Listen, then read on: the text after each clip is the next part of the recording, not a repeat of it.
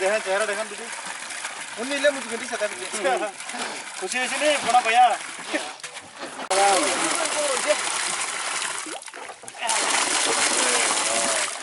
বাস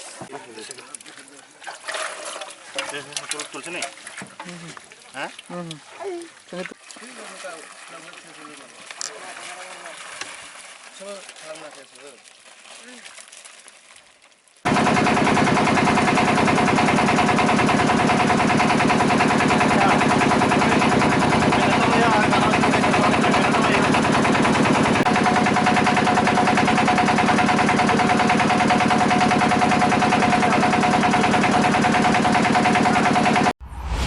আজকে আমরা এখানে তৃতীয় পর্যায়ে প্রোগ্রাম আমরা মৎস্য দপ্তর এবং গন্ডাছড়া মৎস্য সংঘ সমিতির উদ্যোগে আমরা প্রধানমন্ত্রী মৎস্য সম্পদ যোজনার মাধ্যমে আমরা আজকে প্রায় 5,80,000 মতো মাছের পোনা আমরা ডুম্বুর জলাশয়ে মজুত করেছি।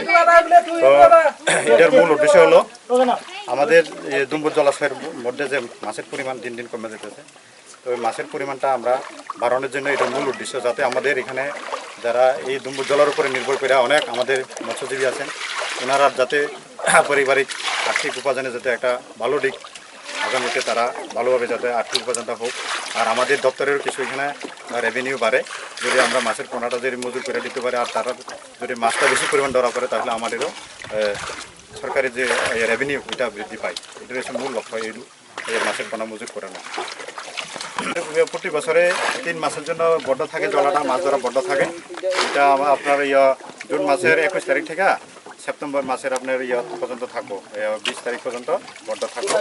তো ওই সময় আমরা এই বদ্ধ পিরিয়ডে আমরা মাছের পোনা মজুর করি আর কি।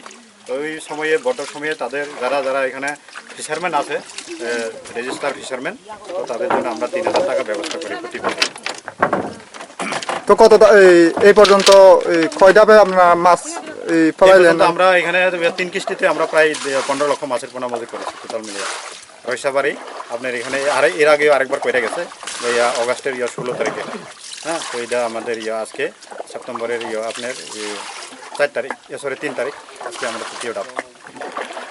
আগামী